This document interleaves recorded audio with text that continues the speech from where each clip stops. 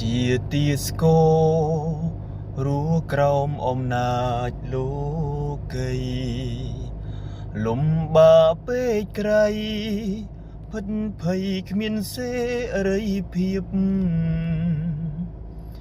មានវេលាជាការនឿយហត់ជីវិតអណ្ដែតរស័តរੂក្រោមវិបត្តិរងចាំតែស្លាប់ជាទាស្គររួក្រោមអំណាចក្តីស្លាប់ដោយសារតែបាបធ្វើឲ្យបាត់ស្នាមញញឹមតែដោយសារព្រះគុណព្រះយេស៊ូវទិញខ្ញុំវិញដ៏ច្រវាំងចេញខ្ញុំមានសេរី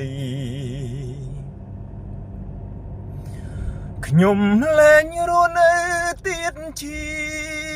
ទាស្គរព្រះបានរើខ្ញុំចេញមកធ្វើជារាត្រងប្រលឹងខ្ញុំលែងភ័យខ្លាចបារម្ភរੂក្រោមអំណាចព្រះអង្គខ្ញុំសែនសុខសាន្ត